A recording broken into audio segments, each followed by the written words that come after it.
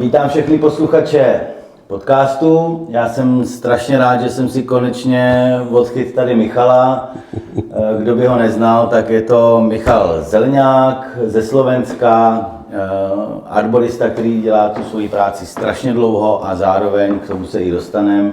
V současné době prezident EAC, o čem si budeme povídat. Takže já tě tady vítám, ahoj. Dík, čau.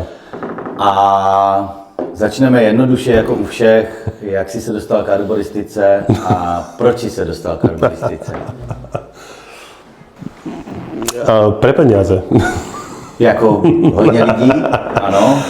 No, trošku šířej. No, začalo to v 1995, kedy mi bratranec navrhol, že či nechce ísť na brigádu. Keďže som tedy aktívne liezol skaly a podobné veci, tak mala to byť brigáda pri výškových prácach. Tak som tam išiel. Neliezol som, ale mal som tu možnosť celý deň ťahať z dvora konáre, zo stromu, ktorý sa tam rúbal. Bola to celkom sranda, dostal som dobré peniaze za to na tú dobu, tak prečo nie? Tak som začal s nimi robiť. Prevažne sme síce robili výškové práce, montážne práce, umývacie práce, okná. Takže dřinu? No, bolo to celkom fajn. Vtedy začínal u nás sa budovať systém GSM, mobilná, alebo iba NMT-čko, prichádzalo GSM, čiže všetky tie veľké biele vykrývače, ktoré sú teraz všade, tak sa začali hromadne inštalovať, takže to sme hlavne robili. Nejaké okná sa umývali. No a samozrejme jedného dňa sa nás niekto spýtal, viete orezať strom? Jasné, že vieme orezať strom, prečo by sme nevedeli? Priznám sa, že keď som začínal, tak liezli sme v športových sedákoch, tak ako všetci z tých rokov, tá väčšina. Pracovali sme len s motorovkou a všetky rezy sme zatierali ešte poctivo, mal som na sedáku pixlu s farbou. A všetko sa zatieralo. Nezatieralo sa to kvôli tomu, že aby sa zatrela tá rana, ale aby to nebolo vidno. Vtedy bola taká doba, že to ľudia, tí, čo si to objednávali, to nechceli vidieť, že to je orezané. Dneska je to skôr naopak, pokiaľ nevidia, že si niečo orezal, tak si s tým nič neurobil. Takže to boli také začiatky. Ja som sa potom začal vedovať iným veciam. Robil som dlhé roky v Nemecku gastronómii z nejakého určitého dôvodu. Tam som si preskákal všetky možné povolania, aké na tejto planete existujú. A potom v roku 2004 sme sa dostali do Únie, tak som si spravil nemeckú živnosť a začal som tam, kde som už v roku 2003 absolvoval stromolezecký kurz A, 2004 stromolezecký kurz B, 2005 ETVčko. Tam to majú nejaké rozdelení a v Nemecku je systém taký, že majú stromolezeckú majú výškárskú techniku, tá je ale úplne mimo. Majú stromolezeckú a tá je rozdelená na A, B. Vtedy bolo ešte C, ale to už sa dneska není, je iba A, B. Ačko je základ a Bčko je vlastne práca s motorovou pílou v strome. Na to, aby si mohol ísť na Bčko, musíš mať odlezených 300 hodín, čiže musíš mať niekoho, kto ti 300 hodín potvrdí, že si liezol. Absolvuješ tú skúšku, si zaregistrovaný. Oni majú, je to niečo ako cech. Tam sa musíš registrovať, dostaneš normálne IDčko s fotkou. To musíš mať, bez toho nesmieš liezť môžeš liezť na stromy, ale nesmieš používať motorovku v strome. Je to veľmi dôležité, pokiaľ by si sa zranil s motorovkou a nemáš to ID, tak máš problém a v podstate ani zdravotka ti nič nepreplatí. No a hovorím, 2005 som si spravil ETV. To bolo super, nakoľko predtým. To dělal tady v Čechách? Nebo? Ne, to som robil v Nemecku. Ja som všetko v Nemecku robil. Jo. A všetky tieto odborné kurzy mám z Nemecka, konkrétne z Norimbergu. To bola taká moja domovská škola. Aj som s nimi spolupracoval určitú dobu. A musím povedať, že teda ETV bol fakt, že zlomový okamih. Nazvime to v mojej kariére. Okrem toho, že som už vedel rozpoznať dub od buku, čo bolo super. To predtým nebolo až také dôležité, ale stávali sa občas prúsery, tak potom akože... Takže toto dosť pomohlo. A potom, v čom to pomohlo, hlavne boli kontakty. Akože spoznal som tam kopu ľudí a už to potom vlastne sa tak viezlo, hej. Akože už som poznal ľudí a teraz chceš ísť robiť centr. Robili sme v Nemecku, v Rakúsku, kde všade. V Chorvátsku sme robili, na Korzike sme robili, kade tade. Tie kontakty, to bolo to najlepšie, čo sa mohlo stať, tá skúsenosť. To znamená, že ta Evropa, jako když to dělal pro německou firmu? Ja som mal ako vlastnú firmu, teda bol som živnostník. Aha. Takže to není tak, že ta Evropa je propojená jenom jako my jsme takový, jako že jsme si sami sobě a občas někdo někam vyjede? Európa je v podstate takto. Je to aj prepojené, aj nie. Dneska je to o mnoho jednoduchšie, nakoľko máme napríklad sociálne siete a podobné zmysly, ktoré majú určitý zmysel. Takže dneska je tá prepojenosť určite lepšia, ale bolo to aj niekedy, akože tá výmena tam fungovala. Samozrejme krajiny ako napríklad Francúzsko je v podstate v arboristike veľmi exotické, to je taký uzavretý svet. Hej. Dlho aj Švajčiarsko bol taký vlastný svet, ale dneska tam už chodia viacerí robiť, aj kopa chalanov z Čech tam chodí robiť. Takže už je to také otvorenejšie, ale stále sú také uzavreté svety, ako je Francúzsko, Anglicko je tiež v podstate pre nás uzavreté. Nie, že by tam bol problém sa dostať, ale jednoducho, neviem, nepoznám ľudí, ktorí by chodili z Európy do Anglicka robiť napríklad. Ale v rámci Európy, Nemecko, Rakúsko, Slovensko, Poľsko, to sa tam akože melie v kuse, ako... Tam to funguje. Ja nemyslím si, že by Nemci chodili do Čiech robiť, ale skôr naopak, že teda my chodíme robiť... No tak tam sú väčší džengy. Áno. No a pak se vrátil do Bratislavy a rozjel arboristiku na Slovensku. Ja som sa potom vlastne kvôli žene vrátil a na Slovensku som teda ako začal znovu, ako som tu poznal pár ľudí a začali sme vlastne, už niečo fungovalo, mali sme vlastne naše profesné združenie, ISA už existovalo, ISA Slovensko, tak som sa pridal, tak sme to tam trochu rozvíjali, no a začal som robiť doma. A to vás tam moc nebylo, ne? Desítky. Nie, akože bolo toho pomenej a bolo to také vtedy ešte robili vlastne, vtedy stromy robili ešte takí akože arboristi alebo výškari. Dneska je každý arborista. Každý, ja ich volám opilovači, lebo väčšinou to vidíš tak, že má nejaký inzerát, že opilujem stromy. Opilovanie stromov. Má toho poznáš, či ten niekto je nejaký arborista, alebo teda zahradník, alebo ja neviem, bývalý výškar, alebo takí tí univerzálni robotníci, čo robia všetko od betonovania chodníkov až vlastne po výškové práce. K nám přijel kdysi nějaký do našeho kraje, a já nevím, jestli ho poznáš, jenom jsem si to na to teď vzpomněl, stromový doktor Gustav Már. Jo, a ten byl ze Slovenska. To bol Slovák, on bol stromový chirurg. Ne? Stromový chirurg. Niekedy ako stromová chirurgia, a hlavne v Nemecku to fičalo, to boli akože obrovské kšefty. To bol celý biznis. A on to vlastne praktizoval u nás. A on vlastne aj stromy orezával, ale teda ako fungoval na tej stromovej chirurgii, na tom si on založil ten svoj biznis, ktorý vlastne v Nemecku to klaklo v 80. rokoch, keď vlastne Scheigold prezentoval svoj kodit. Tak tá stromová chirurgia v podstate veľmi rýchlo padla na hubu.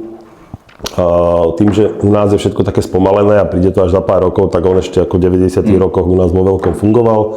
A já nevím, jestli to tady aplikoval, jenom on se prostě přestěhoval někde asi 20 km ode mě. Netvrdím, že to tam praktizoval, môže, akože oni, nebola to arboristika, ale akože orezávali stromy. Ako liezli nejakým spôsobom na tie stromy. Ja som ho priamo nikdy nevidel na strome, takže neviem ti to presne popísať, ale videl som lipy, ktoré betonoval. A život šel dál, vím, že jsi měl nějakou epizodu, nevím, jestli máš, že jsi měl i obchod nějakým způsobem. Neviem, jak ostatní, ale jednoducho, akože, jak sa tak vyvíjaš, tak akože cítiš tú potrebu, že teda snažíš sa nájsť niekde, kde by si mohol nejak vyniknúť toto, ako rozmyslíš. A je to klasicky, dostaneš nápad a teraz si myslíš, to je super nápad, to musím spraviť. Samozrejme by ti 4 ekonómovia povedali, že je to úplná, tak sa to povie slušne, blbosť. Môžeš i říct pičovina. Pičovina, hej. To mi nikto nepovedal, tak ako som si tými vecami prešiel. Samozrejme, našťastie som veľmi rýchlo pochopil, že tady cesta nejde, že to je jednoducho. No. Co sa týče obchodu. Jo, to ako... Vtedy ešte internetové obchody nefungovali úplne, akože, hej, napríklad bol asi Freeworker. Ledvo už myslím, že už mal e-shop, pravdepodobne áno, ale tiež to... Ešte to bolo také, že ešte stále bola taká tá éra toho kamenného obchodu. Ale na to potrebuješ obrovský kapitál, priestory, všetko to vlastne nebolo. To bolo len také nadšenie, ale našťastie som relatívne rýchlo prišiel na to, že to fungovať nebude. A máš normálne lidi? Máš firmu? Nemám zamestnancov. Ako ľudia, ktorí so mnou pre mňa robia, sú subdodávateľia. Dohodáře? Lebo zamestnanci na Slovensku to je samovražda. Jo, veľký daňový odvod. Aj finančná, aj byrokratická. Jasne. No a nakonec já vím, že jsi teda uchyl na certifikáty, tak možná by se mně líbilo, jestli bys vyjmenoval úplně všechny certifikáty, které vlastníš. Slovenský certifikovaný arborista pozemný pracovník, český certifikovaný arborista stromolezec, ETV, ETT, FLL certifikovaný stromový kontrolór. Co? FLL je nemecká spoločnosť, oni vyvíjajú v podstate štandardy, ako národné nemecké na všetko možné, čo sa týka jak sa to povie, záhradná krajinná tvorba. To je od kontroly stromov až po presadbu veľkých stromov. A oni majú vlastnú certifikáciu, to sa volá FLL Certifizierter Baumkontrolleur. To je vlastne niekto, kto kontroluje stromy. Jo, protože v Německu musíš mít aspoň každý 2 roky zkontrolovaný každý strom. Pamatuju si to dobře. Áno, je taký, neviem, či to je zakotvené v zákone, ale v podstate sa to robí. Každý strom je minimálne raz za 2 roky skontrolovaný v olistenom a neolistenom stave. Jo. Ne, všade to funguje úplne, ale plus minus, akože do tých 3-4 rokov oni skontrolujú vo väčšom meste všetky stromy, to určite. Aj v olistenom, aj v neolistenom stave. Bola to taká trošku kontroverzná certifikácia, lebo sa rozmýšľalo, že na akej úrovni, kde to napasovať, ale je to vlastne pod ETVčkom, hej. Jo. Je to síce tak kontrola stromov je časť z ETVčka, hej. Dneska v Nemecku, keď si robíš ETV v určitých certifikačných centrách, tak dostaneš rovno aj tohoto kontrolóra.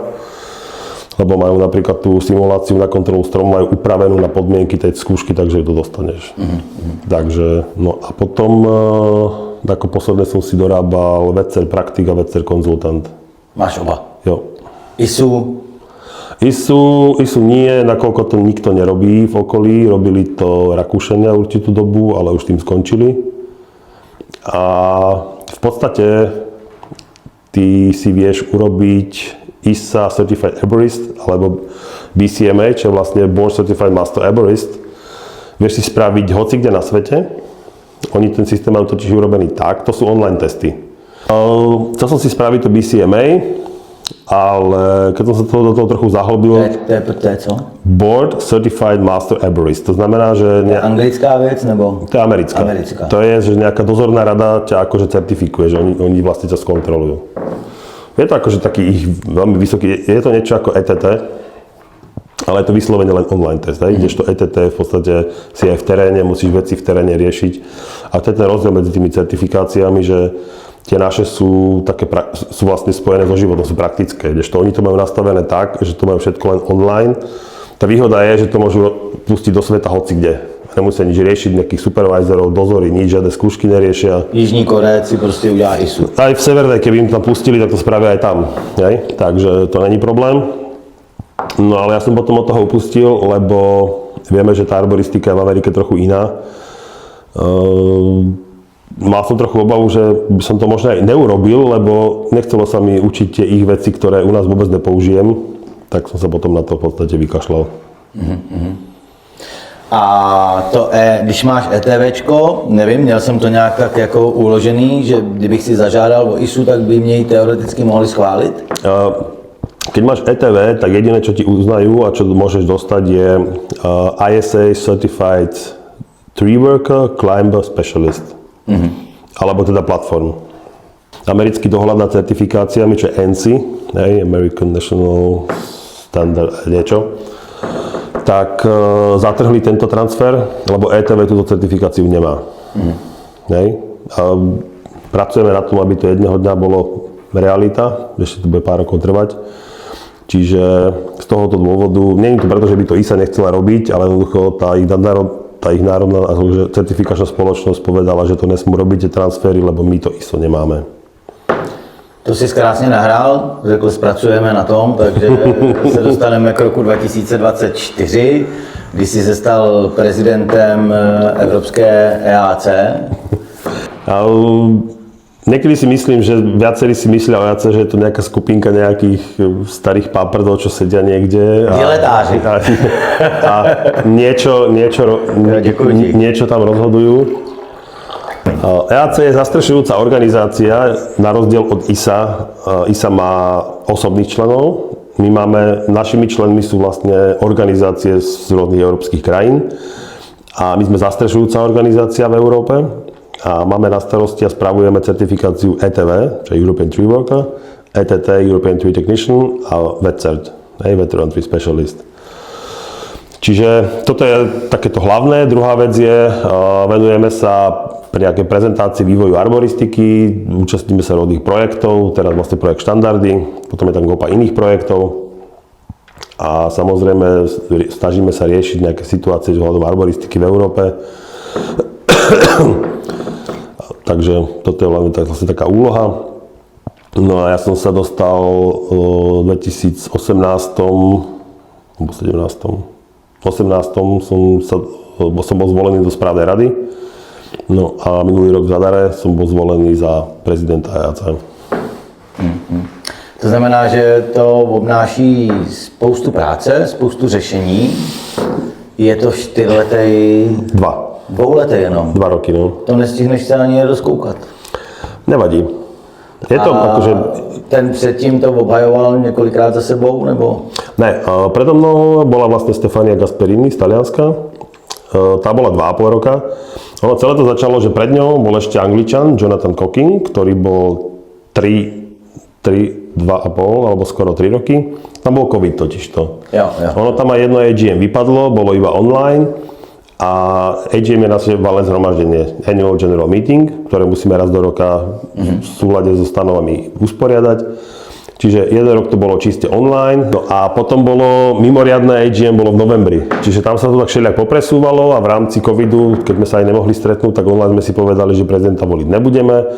Stefania vlastne mala ona teoreticky končiť, ale ja som teda navrhol, aby zostala o rok dlhšie, aby vlastne mohla nejaké niektoré práce a projekty dokončiť, lebo by bola iba 1,5 roka. Tak hovorím, zostane ešte rok, môže si veci dokončiť, takže bola 2,5 roka. No. Tam ide o to, že si stále členom výkonného výboru, akurát keď si prezident, tak si vlastne jediný, ktorý je zodpovedný. To je jediné, čo sa mení, ale stále si v tom procese a riešiš tie procesy všetky, takže ono to není tým, že ja rozhodujem. Ja v podstate sám o sebe neviem toho veľa rozhodnúť. Nie je to tak, že ja teraz rozhodnem, že ideme robiť toto. To není, na to vôbec nemám... Kolik tam je zemí? 27. 20, tak to skoro ako Európska únia. Máme keď sa nemýlim, máme 27 krajín a potom prednedávnom sme schválili, že môžu byť aj pridružené organizácie, takže máme tam teraz Izrael a teraz vlastne ako certifikačné centrum sa pridal Hongkong. Tak jo, tak já ti hlavně přeju, ať ti to všechno dobře dopadne, ať ti ty 2 roky utečou tak, že doděláš aspoň to, co jsi přece vzal. A když to dobře půjde, tak třeba za 2 roky si tady někde pokecáme, jak se ti to všechno povedlo. Dobre. Michale, díky. Dík, čau. Díky za tvůj čas. Ďakujem.